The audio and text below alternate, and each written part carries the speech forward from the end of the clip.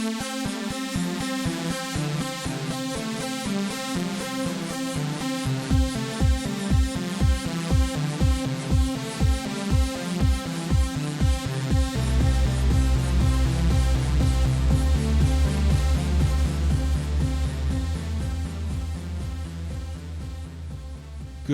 morning. It's November 1st, the start of a new month.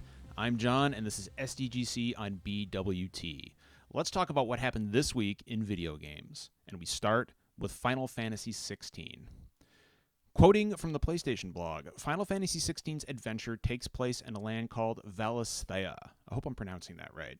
Which is studded with colossal mountains of glittering crystal called Mother Crystals, which I can only assume are the giant crystal spires you see in front of you right now. These mother crystals have towered over the realms around them for generations, blessing them with either. This blessing of the mother crystals has allowed these realms to thrive and their people to live in comfort. That's nice. Now, there was a lot of speculation, but yes, the young knight and the tattooed man in the Awakening trailer seen during the PlayStation 5 reveal are in fact one and the same. His name is Clive Rosfield, and he's the main protagonist of this game. He is the firstborn son of the Archduke of Rosaria. He's a shield who protects his younger brother Joshua, the dominant of the Phoenix. We'll explain what that is in just a second. I know how it sounds. Joshua bestowed the blessing of the Phoenix upon him, giving Clive the ability to wield a part of the Icon's fire. Again, we will get to what an Icon is in just a moment. However, as the story unfolds, he is swept up into a great tragedy. Joshua Rosfield is Clive's younger brother and also the dominant of the Phoenix. It's again, not how it sounds. The Icon of Fire. Dominants are special beings who have the power of an icon residing within them. As a dominant, Joshua transforms into the Phoenix and fights to protect his nation. Even though he was born into royalty, Joshua treats everyone with kindness, but he does have his childlike side too, with a particular dislike of carrots. Which is ridiculous because everybody knows that caramelized carrots are delicious. The two brothers find a confidant in Jill Warwick, who was raised alongside them.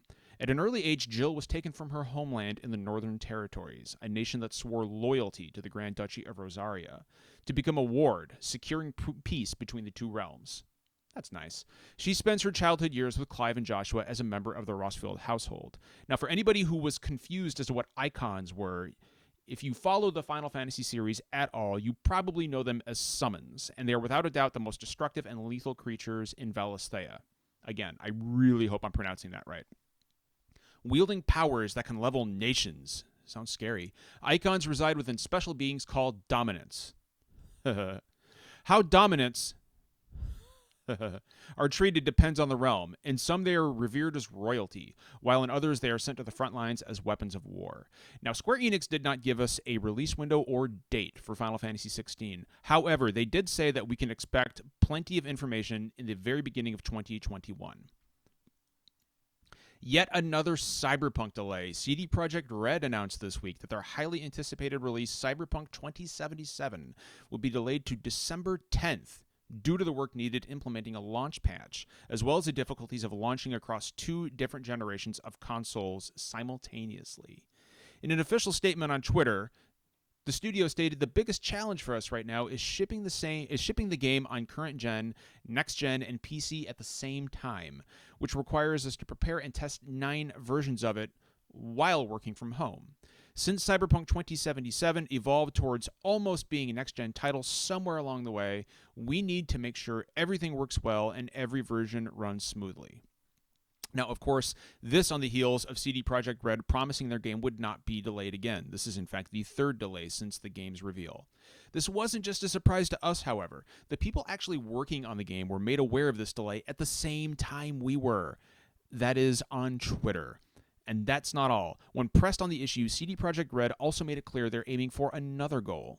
When it comes to Metacritic, we continuously aim at a 90-plus Metacritic score. So nothing has changed there. This remains the goal, and this is actually the main reason for postponing the release. We want to give the game an extra polish. We'd rather be slightly ashamed right now in front of you than be ashamed in front of our players once the game releases. Now, by a 90 plus, I can only assume they're referring to the amount of hours they are forcing their employees to crunch to get the game out in time. And finally, Nintendo dropped a partner direct without any warning this week, very unlike them, and along with it a demo for the highly anticipated Hyrule Warriors Age of Calamity. Also included in the direct was a release window for No More Heroes 3, finally, and a release date for Bravely Default 2. Originally slated for 2020, Bravely Default 2 will now release on Nintendo Switch February 26th. And that's all the time we have today. I'll be back next week with all your gaming news, same time, same site, same community. Take care of each other.